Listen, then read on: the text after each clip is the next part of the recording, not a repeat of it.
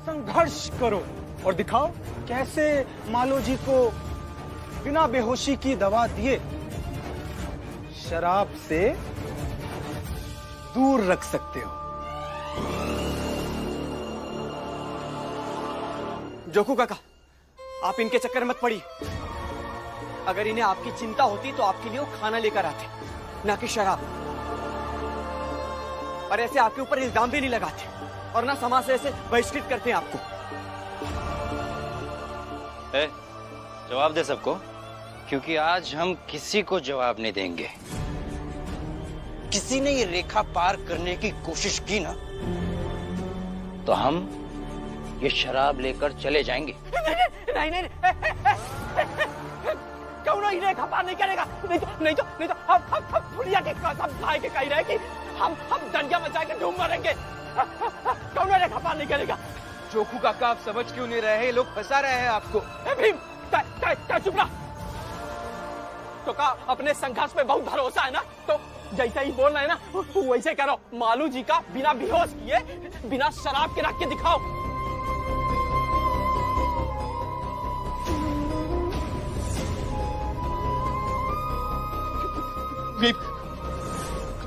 मुझसे नहीं बर्दाश्त हो रहा है।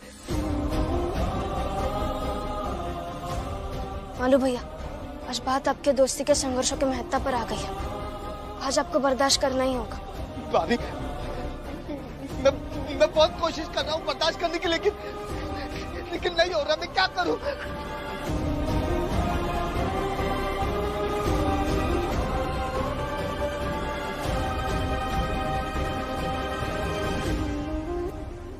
लीजा भाई,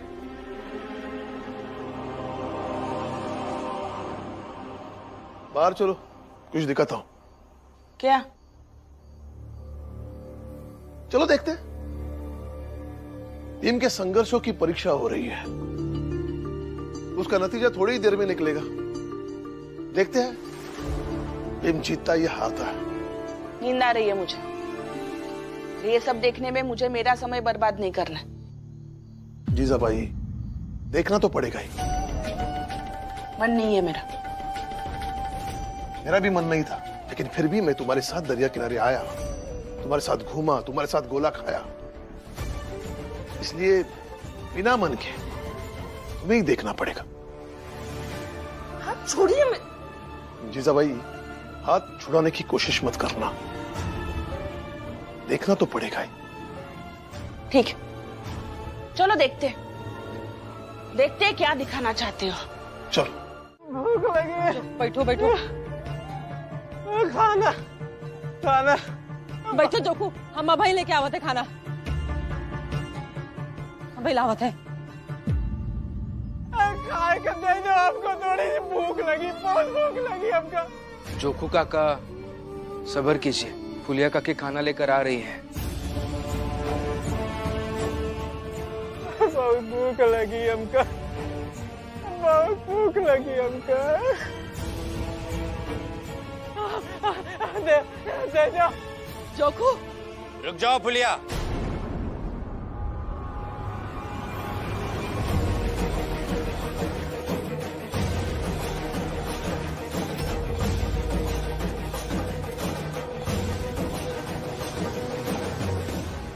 अगर खाना दोगी तो अंजाम सोच लो, बहुत बुरा होगा।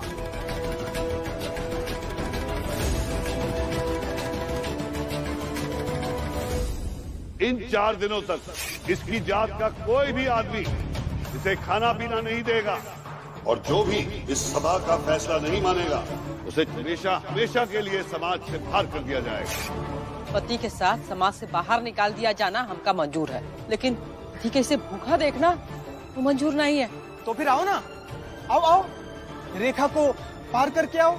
हाँ, तो हम रेखा भी पार करेंगे, अपने पति को खाना भी खिलाएंगे हम।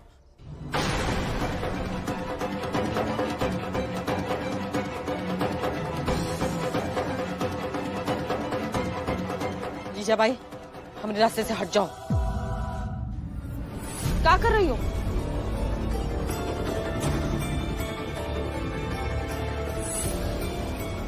मसीहा बनते हो सबके। तुम्हारे बाबा कल रात को ही मुझे समझा रहे थे, भीम को संघर्ष की क्षमता पर बहुत भरोसा है। तो आगे बढ़ो और इस मुसीबत का सामना करो। तुम अपने समाज का उद्धार करने वाली बात करने वाले आदमी हो, तो ये खाने की थाली लेकर बाहर जाना, जोखू को खाना खिलाना, फिर जो सामाजिक दंड मिले उससे लड़ना, जूझना, ये सब तुम्हें करना चाहिए, फुलिया को नहीं।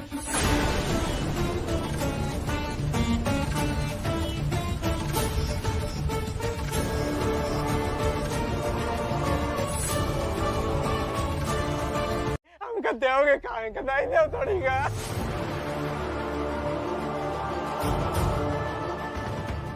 इन 4 दिनों तक इसकी जात का कोई भी आदमी इसे खाना पीना नहीं देगा, और जो भी इस सभा का फैसला नहीं मानेगा उसे हमेशा हमेशा के लिए समाज से बाहर कर दिया जाएगा।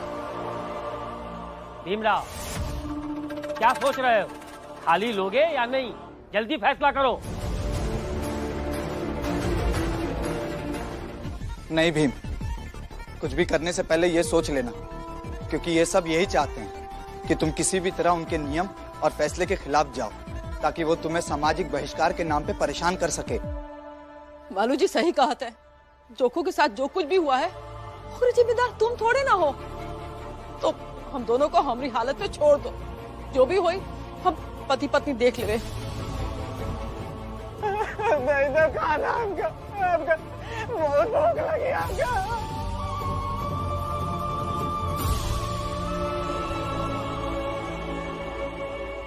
बताओ क्या करोगे? हिम्मत भी कितनी बार तोड़ पाएंगे वो लोग? हिम्मत तो फिर से जुट जाएगी, और मैं उम्र भर अपने जात के लोगों की हिम्मत को जोड़ता रहूंगा।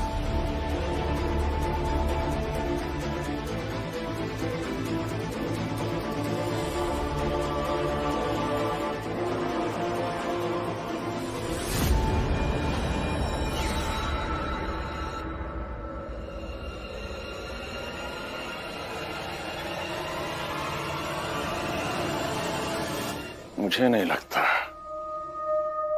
भीम के रास्ते में उसके बाबा, उसकी पत्नी, उसकी बुआ और उसके कुछ समर्थक भी तो होंगे ना। उन सब का प्रेम भीम और जोखू के बीच खड़ा होगा। मुझे नहीं लगता कि भीमराव के लिए इतना आसान होगा उन सब के प्रेम को दरकिनार करके जीजाबाई से थाली लेकर उस जोखू तक जाना। बाबा, पागल आदमी हो भीमराव। अपनी जात के लोगों के लिए इतना पागल रहता है कि वो अपनों के प्रेम को भी त्याग सकता है। उसके लिए अपने परिवार से पहले उसका समाज है। हाँ बाबा, मुझे भी यही लगता है कि पता नहीं किस नक्षत्र में पैदा हुआ है। बाबा, उसको किसी की परवाह ही नहीं है। परवाह है आपकी बाबा। तो मालू जी, हमें कैसी तैयारी करनी चाहिए? जितना मैंने मेघनाथ और मेघनाथ जैसे लोगों को देखा है, उसमें मैं ये समझ पाया हूँ कि वो लोग पूरी ताकत से लड़ेंगे, और उनकी ताकत उनके लोग होंगे, और इसलिए हमें भी अपनी लोगों की ताकत बढ़ानी चाहिए। हाँ, हमें ज्यादा से ज्यादा अपने जात के लोगों को एक मत पर लाना होगा, तभी हम ये लड़ाई जीत पाएंगे। साथियों, हमें ज्यादा से ज्यादा लोगों को एक मत पर लाना होगा, तभी हम उस भीमराव को अच्छे तरीके से हरा पाएंगे। क्या क्या कहा तूने? फिर से बोल। यही कि हमें हमारी जात के लोगों को इकट्ठा करना होगा, उनसे बात करनी होगी, उन्हें समझाना होगा कि ये लड़ाई बस भीमराव अंबेडकर की नहीं है, और ना ही सिर्फ जोखू काका की है, बल्कि ये लड़ाई हम सबकी है। और तुझे क्या लगता है सब लोग इकट्ठा हो जाएंगे? अरे जब इस चाल के लोग इकट्ठा नहीं हो पा रहे हैं, तो बाकी सब क्या इकट्ठा होंगे? बेकार की बातें कर रही है। बेकार की बातें आप कर रही हैं काकी, और ये मैं आपको दूसरी बार समझा रहा हूँ कि मेरे सामने मेरे मित्र के बारे में ऐसी बातें मत किया कीजिए। नहीं तो क्या करोगे? क्या करूंगा ये तो पता नहीं काकी, लेकिन कुछ ऐसा जरूर करूंगा जिसे आप अच्छे से समझ जाएंगी कि मैं भीम नहीं हूँ, जो मर्यादा की कद्र करेगा। नंदू भाव,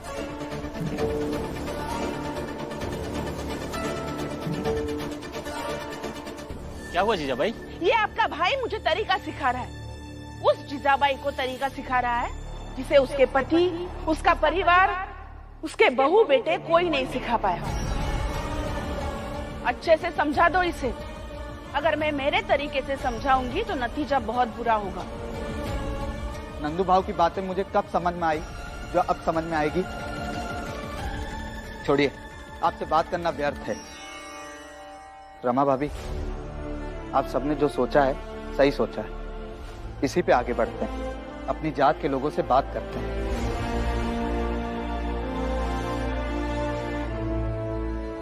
ये भीम दुनिया में पहला आदमी है जो खुद मुसीबतों को आमंत्रित करता है, लेकिन इस बार वो अपने हक की लड़ाई के कारण नहीं, बल्कि समाज की व्यवस्था का अपराधी बनकर फंसा है।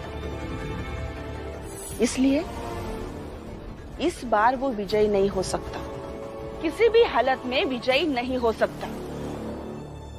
देखूंगी मैं भी। जरूर देखिएगा।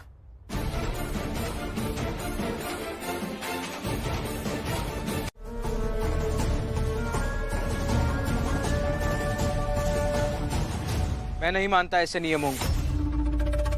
नहीं, ये मानेगा।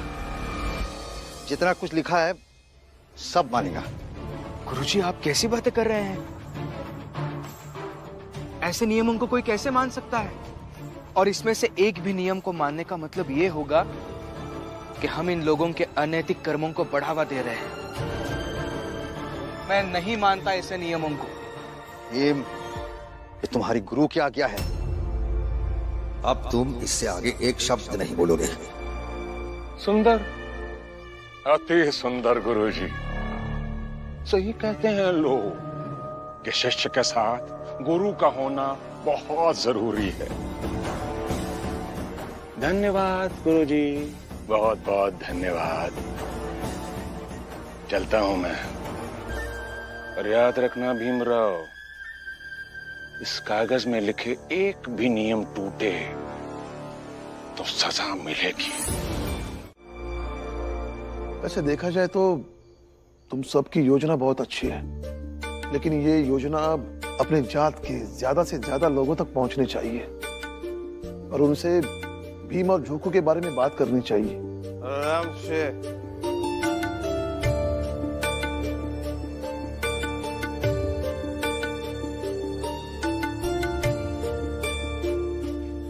राम जी, भीमराव का क्या हुआ? सुना उसके बारे में कुछ सुना?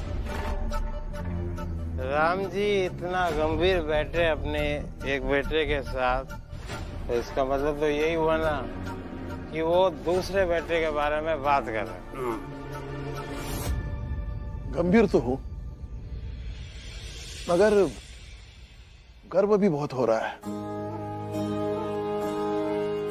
और संतोष भी है कि जब भीमराव जोखू के साथ है तो कोई भी हाल में जोखू का कुछ भी बुरा नहीं होने देगा।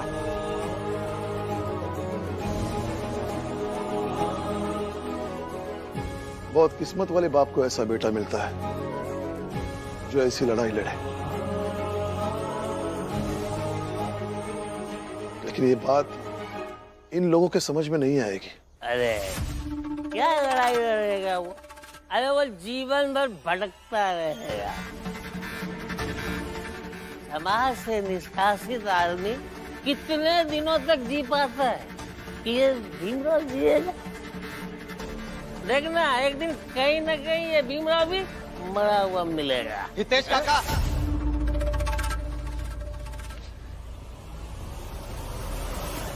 दूसरों की जिंदगी की बात करने वाले मेरे दोस्त भीमराव के बारे में मरने की बात की ना तो यही पटक के मारूंगा। अरे हट चल, नहीं तो अभी मैं तुमको मारूंगा। हट। दोस्त करता, अभी तेरा दोस्त भूखे भटकता रहेगा, तू यहाँ खाएगा। कल दोस्त करता है। ओ हितेश काका, बोलो। आज मैं आप सबके सामने जाके भीम को खाना खिलाऊंगा। आप सबको जिसको जाके कहना क्या दीजिएगा, देखता हूं कौन क्या कर लेता है मेरा। रमा भाभी, क्या हुआ? रमा भाभी, खाना बन जाए तो बताइएगा। आज मैं भीम के लिए खाना लेकर जाऊंगा और भीम को खिला कर ही आऊंगा। देखता हूं कौन क्या कर लेता है।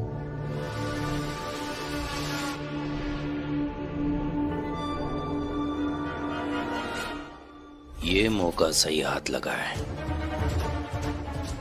रास्ते में ही तुझे मार डालूंगा। आज तू मरेगा मालू जी।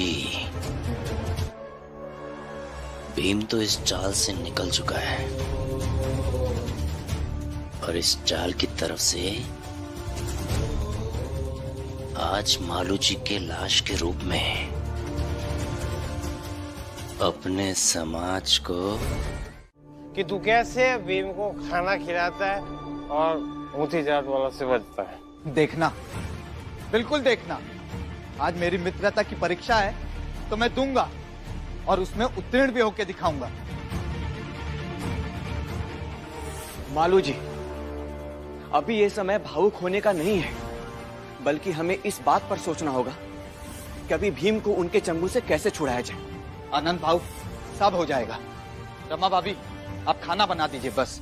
मालू भैया, ऐसे जिद मत कीजिए ना आप। रमा भाभी, आपको मेरी कसम है, आज मैं सबको बताऊंगा कि भीम मेरे लिए कितना महत्वपूर्ण है। ठीक है, बनाती हूँ खाना।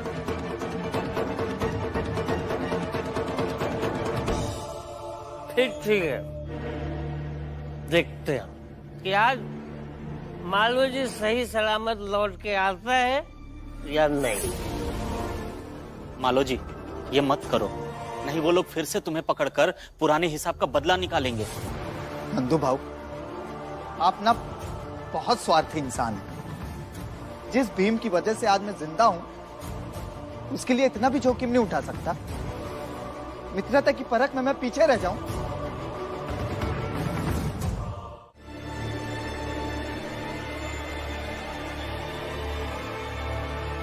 देख लो,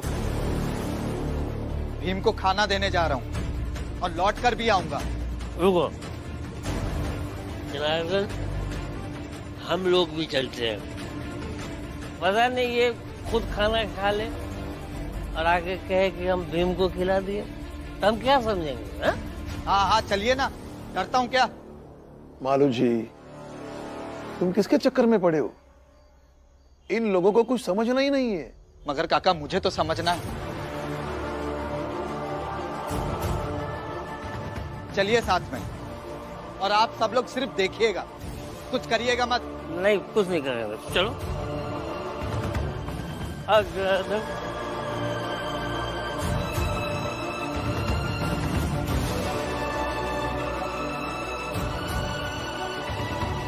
और सुनो, यहाँ से ना सीधे जाना, समझ रहे हो? और रास्ते में जो भी मिले उसे मारकर रास्ते से अलग कर देना। क्या करोगे? जो भी रास्ते में आएगा उसको मार के अलग कर देंगे। अरे भाई, तू क्या कर रहा है?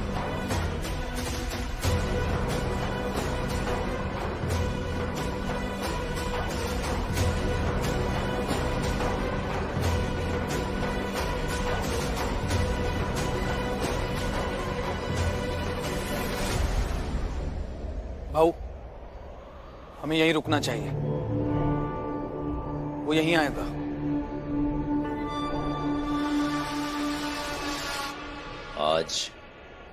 आज देखते कि वो मालू जी उस भीमराव को कैसे खाना खिलाता है। हमारा नमक खा के, हमारी शराब पी के हमसे गद्दारी करेगा। आने दो उसे। आज यही मार डालेंगे उसे। भाऊ, शनि थोड़ा भारी है और आप परेशान मत होइए। बदला तो हमारा पूरा होकर रहेगा। उसे इतना पीटेंगे कि वो भीमराव को खाना तो क्या, खुद के लिए पानी भी नसीब नहीं होगा उसे। यहीं मरेगा तड़प तड़प कर।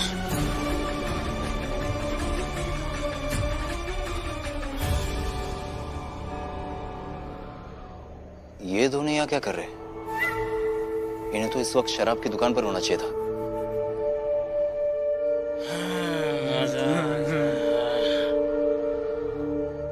रुको। कहाँ जा रहे हो तुम दोनों? तुम होते कौन हो पूछने वाले? तुम्हारा जहाँ मन करेगा हम वहाँ जाएंगे। हट जाओ हमारे रास्ते से। दिमाग खराब हो गया? ज्यादा पी लिए क्या? होश में तो हो? मालिक है हम तुम्हारे। तुम्हें शराब की दुकान पर निगरानी के लिए रखा था और तुम शराब पीकर हमसे जुबान लड़ा रहे हो।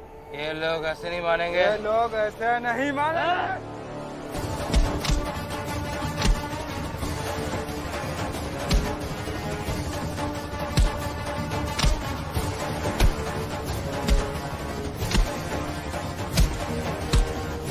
नहीं रखनी चाहिए, फिर अंजाम चाहे जो हो। भीम, भीम, तुम ठीक तो हो ना? मैं ठीक हूँ भैया। भैया आप दोनों जाइए, मैं इनके साथ यही रुकती हूँ। क्यों? तुम भी चली जाओ ना इनके साथ। रमा।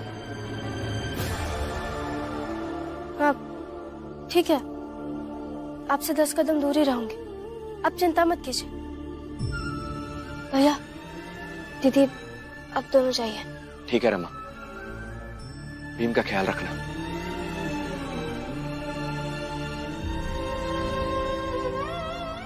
ऐसा क्यों किया तुमने? क्यों नहीं गई उनके साथ? कितनी रात हो गई है। रात तो आपके लिए भी बहुत हो गई है ना। रमा तुम मेरी बात। क्या रमा रमा, नहीं जाऊंगी।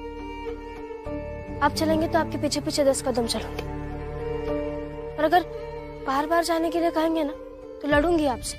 लेकिन मुझे ये बताओ कि यहाँ रुककर करोगी क्या? बातें करूंगी, पर वहाँ चाल में मेरा मन नहीं लगेगा।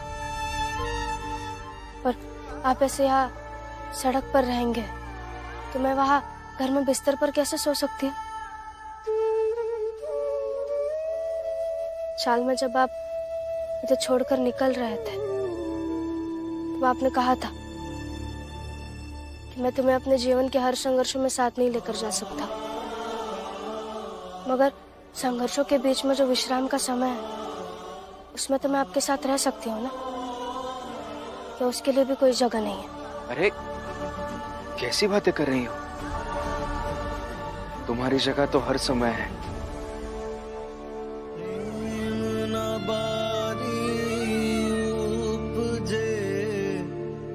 प्रेम न हाट बेकार, राजा प्रजा जो ही रुचे, सुस देही ले जा। और मैंने जब यहाँ बैठना चाहा तब आपने भी मुझे नहीं रोका। पति पत्नी के रिश्ते में सम्मान होना बहुत जरूरी है। हाँ रमा, सम्मान के बिना किसी भी रिश्ते में दासत्व का भाव आ जाता है, और दासत्व का भाव किसी भी रिश्ते में घुन की तरह होता है जो खोखला करके ही छोड़ता है। चलो अब तुम्हें घर जाना चाहिए। नहीं, मैं पूरी रात आपके साथ ही रहूंगी। पूरी रात? नहीं तो पूरी रात। रुकिए, अगर प्रेम नहीं है तो चले जाइए, और अगर है तो बैठे रहिए, क्योंकि ये रात कोई मामूली रात नहीं है। ये रात भीमराव अंबेडकर के संघर्षों की रात है। ये रात आप कभी नहीं भूलेंगे, ना मैं भूलूंगी और ना ही ये संसार भूलेगा। ये रात आने वाली हमारी पीढ़ी के लिए एक प्रेरणा होगी। मतलब क्या चल रहा है तुम्हारे मन में? मैं ना आपका साक्षात्कार लेना चाहती हूँ। क्या? हाँ, भीमराव अंबेडकर का पहला साक्षात्कार उनकी पत्नी रमा लेंगे, और आज वह अवसर आ गया है। कैसी बातें कर रही हो तुम? कुछ भी बोल रही हो। मैं ना घर से निकली थी तब ये लेकर निकली थी। मैंने सोच रखा था कि आज रात में मैं आपसे सवाल पूछूंगी, और जवाब भी आप ही देंगे। हाँ, पहला सवाल भीमराव अम्बेडकर जी, आज की रात को आप अपने जीवन में संघर्ष की नजर से कैसे देखते हैं?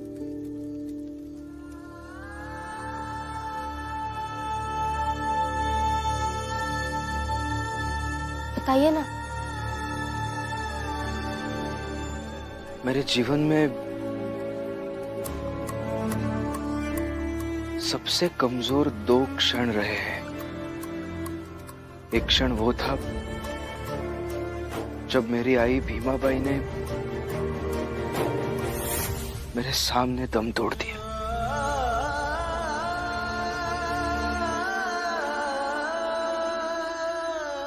और मैं कुछ नहीं कर पाया।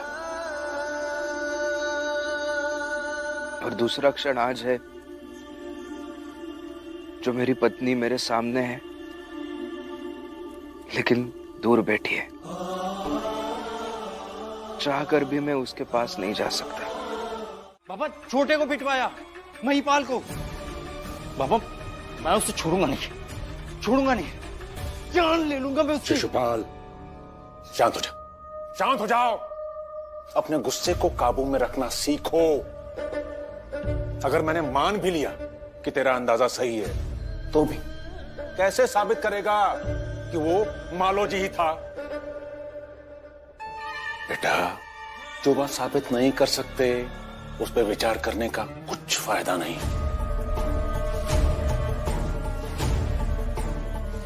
इन छोटी जात वालों को यह अंदाजा भी नहीं है कि उन सब की जिंदगी में कितना बड़ा बवंडर लाने वाला हूं मैं।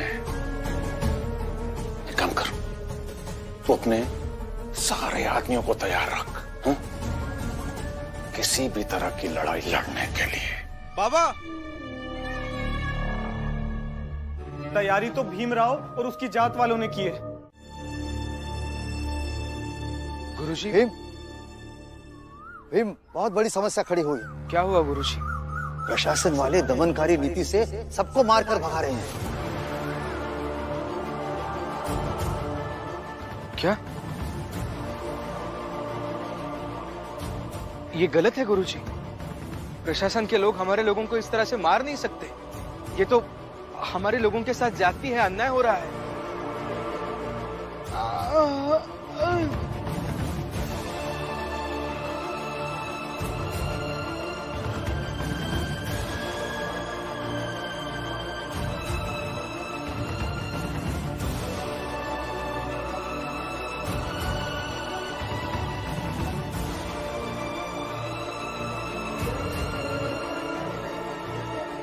बस भाई, यहीं बैठ जाते हैं।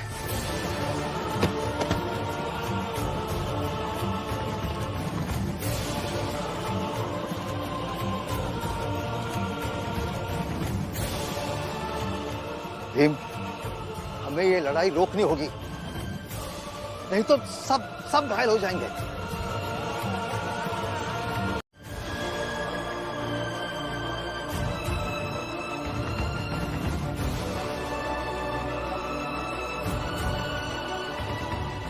भीमराव, मैं यही हूं और देखता हूं कि तू क्या करने वाला है अब।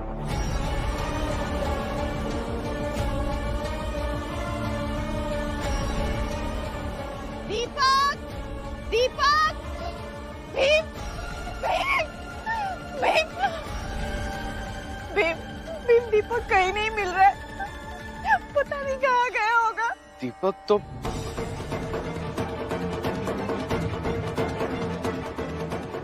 दीपक यहाँ नहीं है।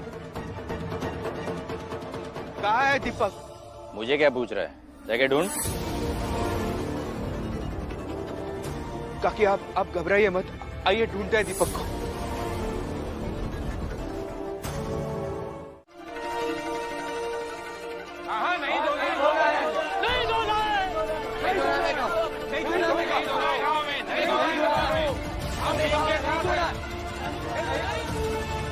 सही कहा है भीम ने, पीड़ा के बिना बदलाव नहीं आएगा। हम सब मरने के लिए तैयार हैं। अब हम पीछे नहीं हटेंगे। नहीं हटेंगे।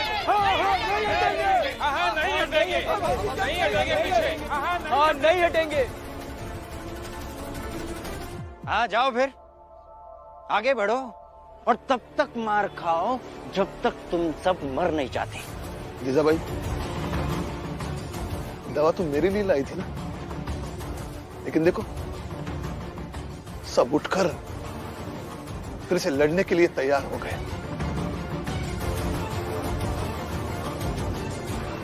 हाँ, हमें भी हिस्सेदारी चाहिए। अब तो बच्चा भी हिस्सेदारी मांगने लगा है। नहीं जीजा भाई, मुझे दवा नहीं लगवानी है। अजीब नहीं है आप? वहाँ मुझे घर में आप हिस्सा नहीं दे रहे हो और यहाँ आपको हिस्सेदारी चाहिए। जीजा भाई, कुछ और नाटक सोच के रखो, तब तक मैं इनके साथ एक बड़े काम को अंजाम देकर आता हूं।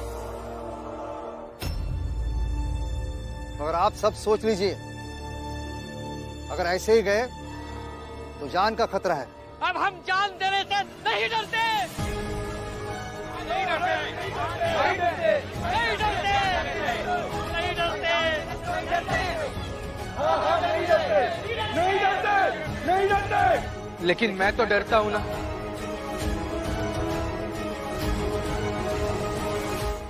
मुझे लगता है डर अपनों को खोने का।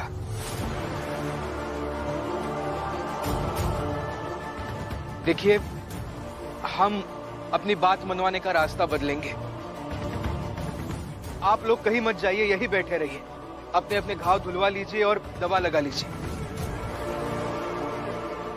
आगे क्या करना है मैं बताऊंगा।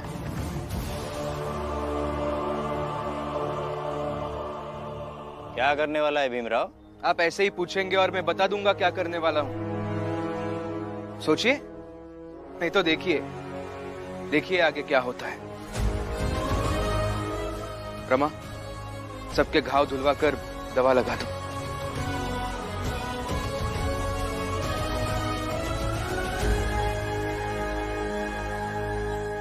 देखिए, आप में से कोई भी अभी घर लौटकर नहीं जाएगा।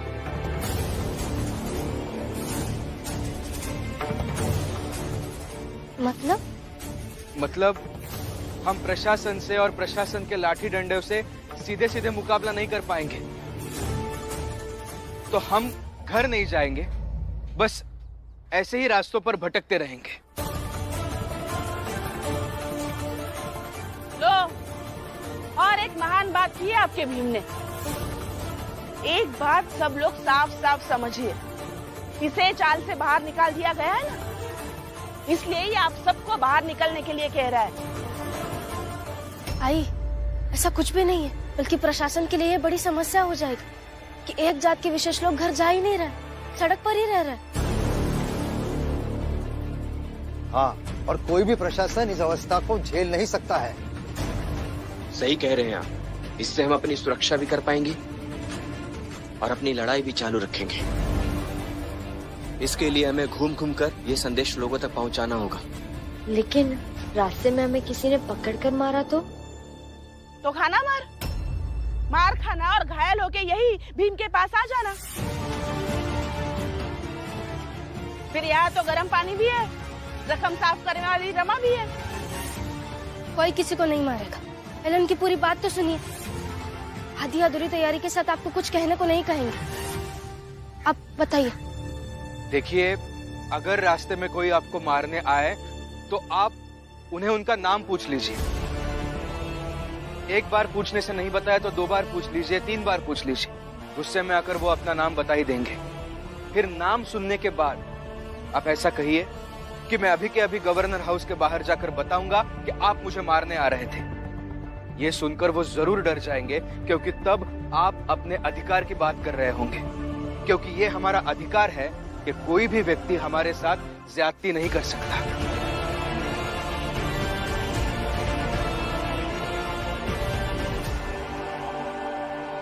हम सब चलते हैं और जैसा भीम ने कहा है वैसा ही करेंगे।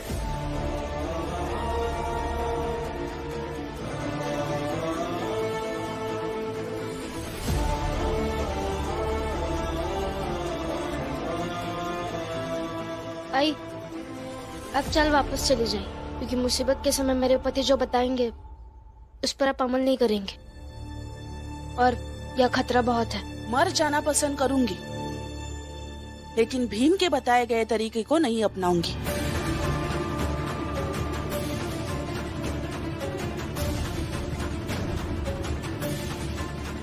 सुनिए, सुनो तुम सब, कान खोलकर सुन लो। कल से तुम सबकी नौकरी गई। क्या? ऐसा मत कीजिए मालिक, हम सब बर्बाद हो जाएंगे मालिक। एक मौका देता हूँ। बोलिए मालिक। कल सुबह होने से पहले उस जोखू और भीम को छोड़कर सबको चाल के अंदर ले आओ, तभी तुम लोगों की नौकरी बच सकती है, नहीं तो तुम सबकी नौकरी गई।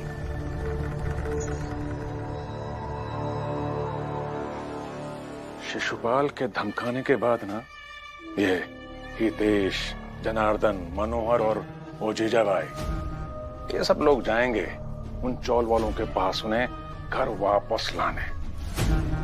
इससे थोड़ी तो कमजोर पड़ेगी उस भीमराव की लड़ाई, क्या बोलते हैं? उसके अलावा हमारे बाकी लोग उन चौल वालों के घरों पर जा रहे हैं। जितने भी लोग बैठे हैं ना भीमराव के साथ धरने पर, उन सब के घरों का सामान चोरी कर रहे हैं। बहुत जल्दी ये खबर भी पहुंच जाएगी उस भीमराव और उनके लोगों के पास।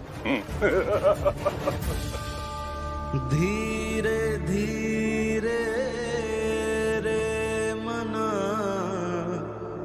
धीरे सब कुछ होय, माली सींचे सौ घड़ा, ऋतु आए फल होय।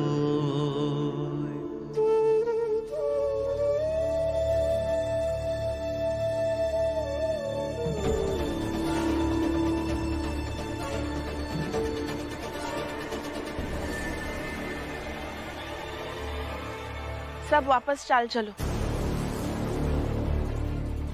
हाँ, यहाँ रहकर सबकी मुसीबत क्यों बढ़ाना? चाल चलो वापस।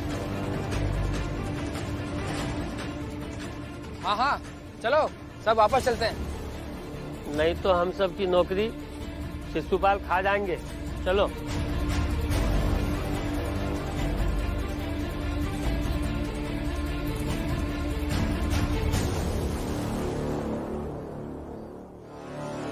और एक खबर और है।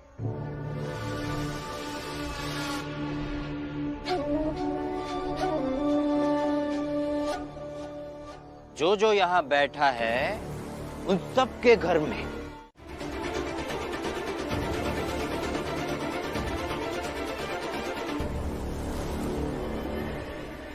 भीमराव, अवकाश से ज्यादा पाने की चाहत रखते हो?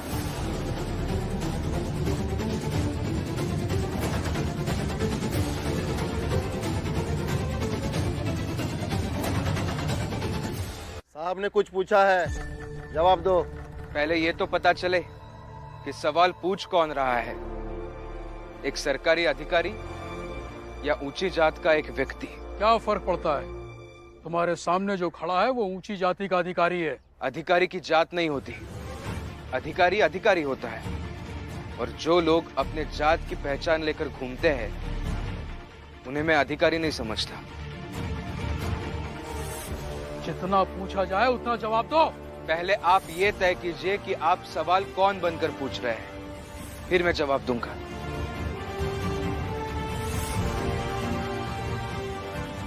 अधिकारी बन के पूछ रहा हूँ, क्या चाहते हो?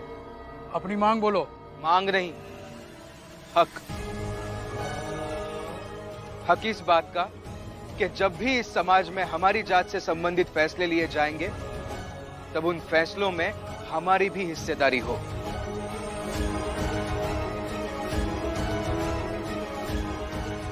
और हमारा ये अधिकार हमें लिखित रूप से मिले उन लोगों से जिनका प्रभाव शासन प्रणाली पर निर्णायक हो। ठीक है, तुम लोग जाओ। मैं ऊपर के अधिकारी से बात करता हूँ और आश्वासन देता हूँ कि तुम्हारी मांग मानी जाएगी। आश्वासन नहीं चाहिए साहब, नतीजा चाहिए, हक चाहिए। जिस कानून की तुम हमेशा इज्जत करते हो, उस कानून पर विश्वास नहीं है। कानून की तो मैं आज भी इज्जत ही करता हूँ, लेकिन एक व्यक्ति कभी कानून नहीं हो सकता, इसलिए आप कानून नहीं है। और आप पर विश्वास नहीं है क्योंकि आप जब यहाँ आए थे तब ऊंची जात के नुमाइंदे बनकर आए थे। इसलिए जब तक हमें नतीजा नहीं मिल जाता, हमारा हक नहीं मिल जाता, तब तक हम यहाँ से नहीं जाएंगे।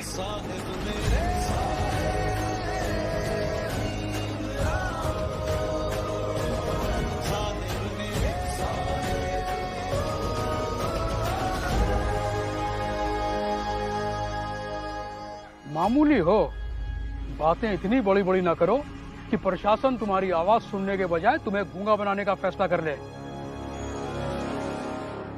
अपने हक की बात करने वाला व्यक्ति कभी मामूली नहीं हो सकता साहब।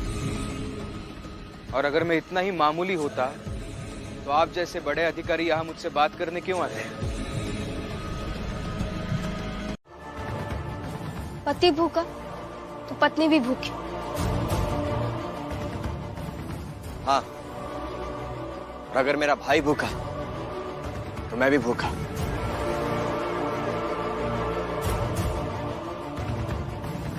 और मेरा दोस्त भूखा तो मैं भी भूखा।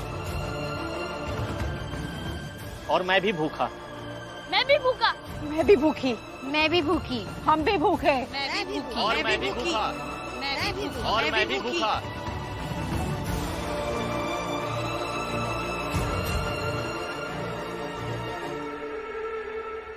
मेरा बेटा भूखा तो मैं भी भूखा। मेरी बहू भूखी तो मैं भी भूखा। मेरे जात के लोग भूखे तो मैं भी भूखा। कबीरा सोई पीर है जो जाने पर पीर, जो पर पीर न जानही, सो का पीर में पीर। बाबा,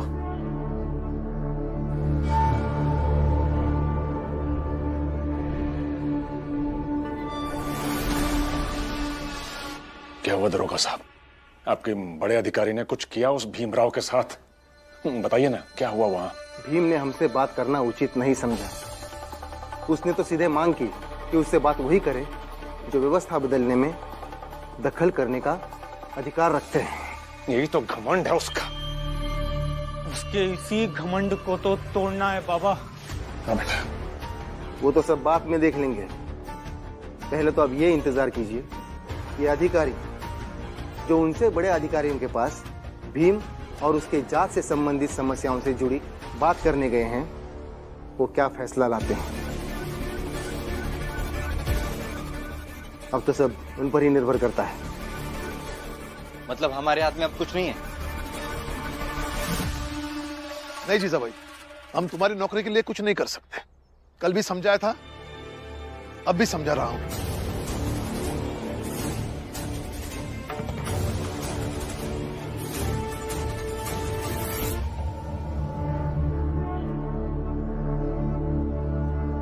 भीमराव, हमारी रोजी रोटी बचा लो, हम सब बर्बाद हो जाएंगे। कुछ करो भीमराव। ही रहे हैं आप भी, कैसे सब हमारी व्यवस्था के पक्ष में ताली बजा रहे हैं। और वो जोखू सामाजिक दंड को खुशी खुशी स्वीकार भी कर रहा है।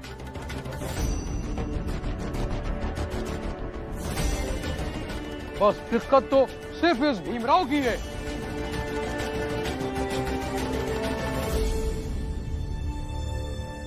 हाँ, अब तुम अपना पक्ष रखो।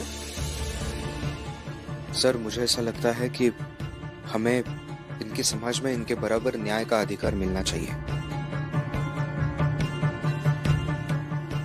मतलब जिस भी चीज में हम भीम हमें सुनाई नहीं दे रहा है, जोर से बोलो। जिस चीज में हमारी जात से संबंधित फैसला हो रहा हो। जोर से बोलो भीम। अरे यहाँ पास आकर बोलो। लेकिन साहब, इसको 10 कदम दूरी पर रहने की सजा मिली है, ये कैसे आ सकता है यहाँ? अरे लेकिन पहले इसकी बात भी तो सुन ले। आ जाओ पास।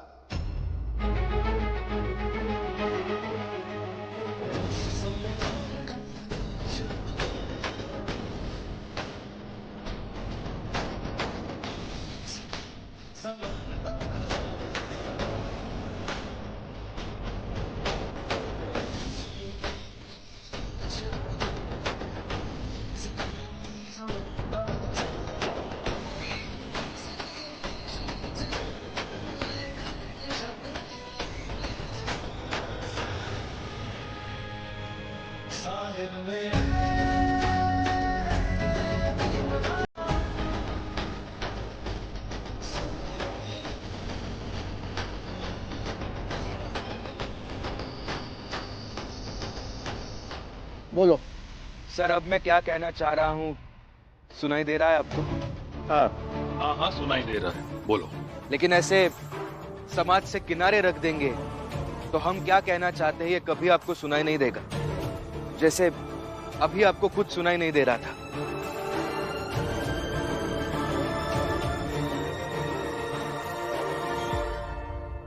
ए भीम, वहां से धीरे बोल रहा था और यहाँ आकर तेज बन रहा है। यही तो गुस्ताखी है।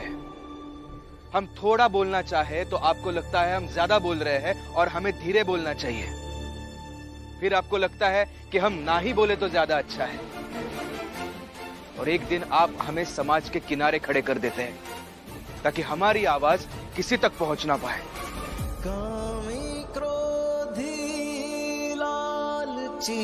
थाली में खाना परोसकर उनके सामने रख दिया हो, वो खाना खुद ही खा लिया हो और मेहमान उनसे कहा हो कि अभी आप थाली साफ कर दीजिए। ऐसा होता है क्या? ऐसे होता है ना सर, हमारे साथ होता है। ये लोग खुद ही सभा लगाते हैं, आरोप खुद ही तय करते हैं, फैसले भी खुद ही तय करते हैं और न्याय मिला ये सोचकर खुद ही खुशियां भी बांटते हैं और हमें बाध्य करते हैं इनके सुनाए गए फैसले मानने के लिए, जैसे थाली में का खाना इन्होंने खाया हो और हम सिर्फ जूठे बर्तन साफ कर रहे हो।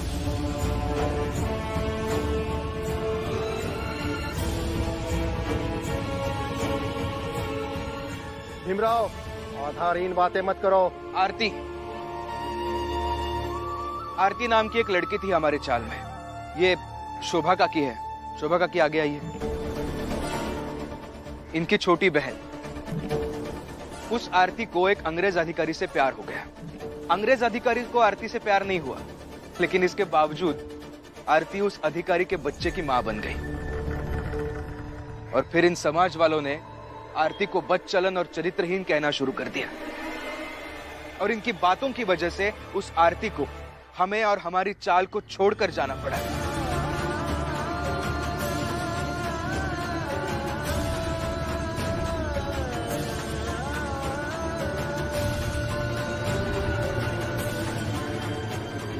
भीमराव। मालू सर, ये मालू है, दोस्त है मेरा, बहुत अच्छा लड़का था, ठीक ठाक था, लेकिन इन लोगों ने इसे शराब की लत लगा दी और पूरी तरह से शराबी बना डाला।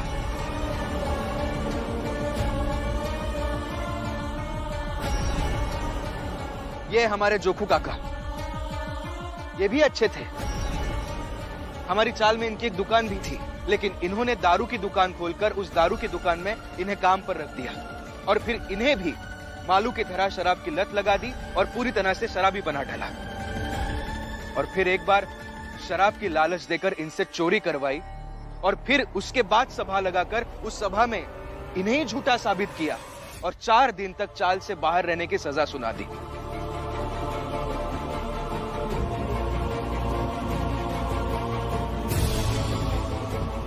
मैंने इन्हें मदद करने के लिए खाना खिलाया तो मुझे भी चाल से बाहर कर दिया गया। मैं कॉलेज में पढ़ता हूँ, मेरी परीक्षा आने वाली है सर। 2 रात से मैं बाहर हूँ और अब तक मैंने किताब का एक पन्ना भी नहीं पढ़ा। ये लोग सदियों से अपने साथ हो रहे अन्याय के मायूसी को उल्लास के साथ भुलाना चाहते हैं।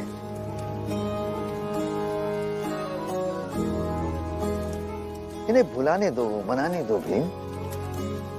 और भीम, तुम्हें इनका प्यार नहीं संभालना है, बल्कि इनके लिए काम करके, इनकी लड़ाई लड़कर इनकी जिंदगी बदलनी है। यही इनके प्यार की चुकाई जाने वाली कीमत है भीम।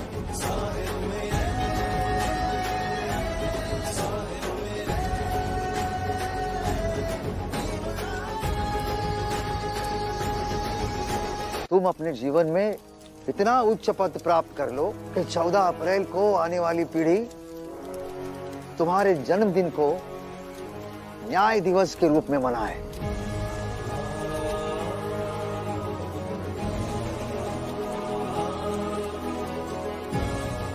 और भीम, तुम हजारों साल नहीं, तब तक लोगों के बीच याद किए जाओ, उनकी स्मृतियों में रहो, उनके जीवन में रहो, जब तक ये मानव जाति रहेगी।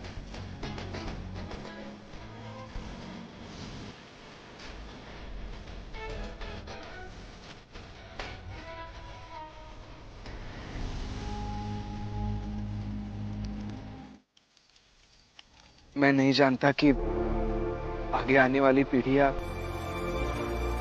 मुझे याद रखने लायक समझेंगी या नहीं समझेंगी, लेकिन मैं आपको इतना आश्वासन जरूर दे सकता हूं, जब तक मैं जिंदा रहूंगा अपने जात के लिए और अपने समाज के लिए लड़ता रहूंगा, अपने लोगों के लिए काम करता रहूंगा, इन्हें न्याय दिलाता रहूंगा।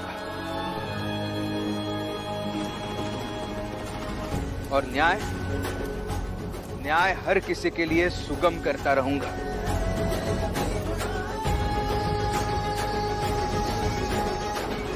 भीमराव, तुम क्या न्याय की बात करोगे? तुम तो बस अपने मतलब की बात करते हो।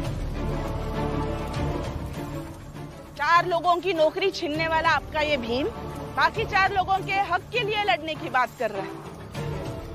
ये तो समानता नहीं हुई। ताए तो बस अपने जन्मदिन का तमाशा कर और खुशियां मनाओ।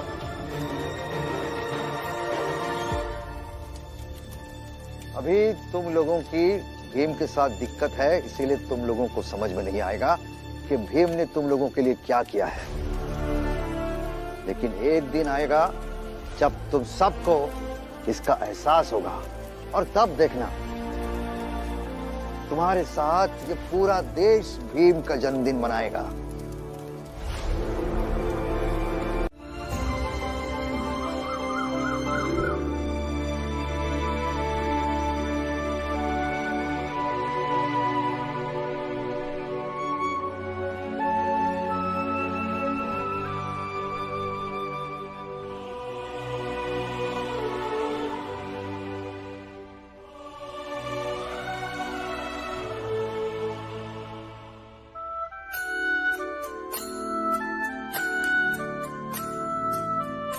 जन्मदिन की बहुत बहुत बधाई हो भीम।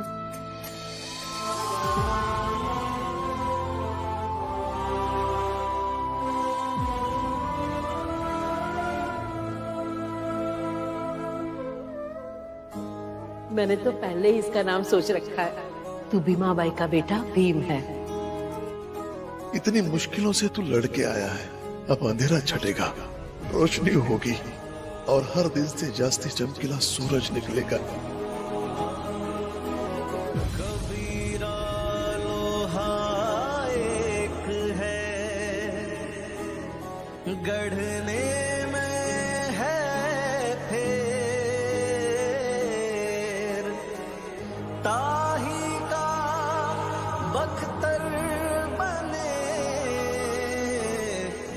ताही की शमशेर। साहिब मेरे भीमराव, साहिब मेरे भीमराव, साहिब मेरे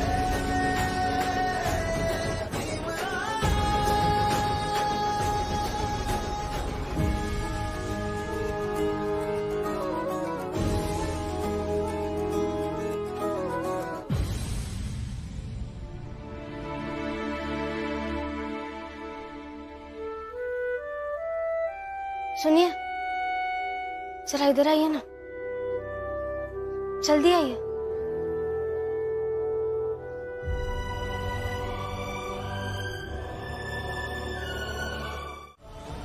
क्योंकि तुम अर्धांगिनी हो मेरी। रमा, एक मर्द के जीवन के संघर्षों में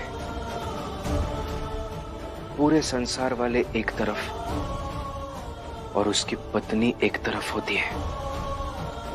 क्योंकि जब मर्द विजयी होता है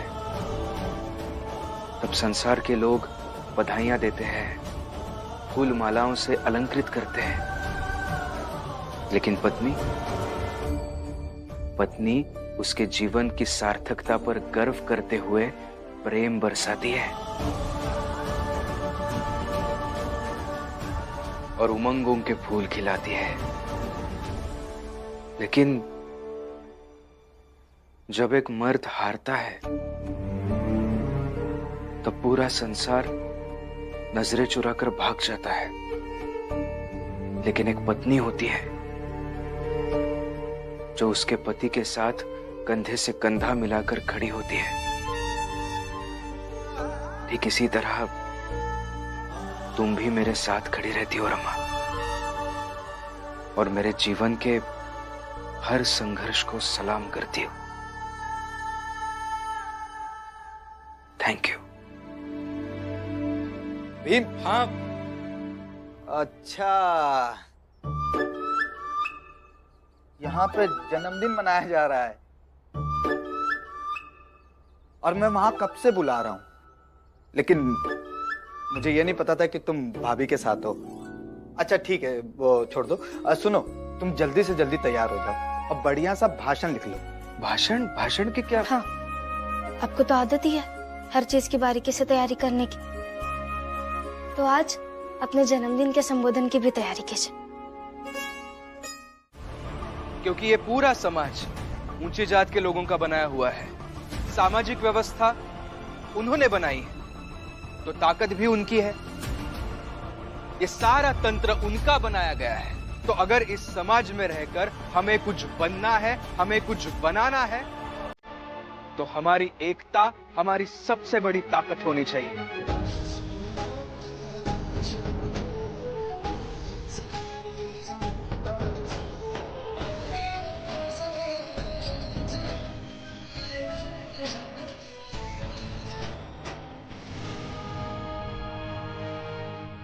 बिखरेगा हमारा सब कुछ बार बार, कदम कदम पर, लेकिन हमें बार बार इस सब को समेटने का हुनर सीखना चाहिए।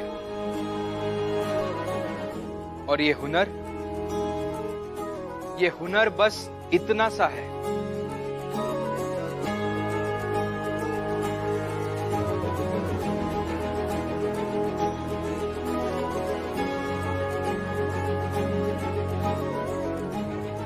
मैं, आप, हम सब इन अलग अलग उंगलियों की तरह हैं, लेकिन जैसे ही इन उंगलियों को मिलाया जाए तो बनता है हम। और आज के बाद हमें हम बनकर जीना है।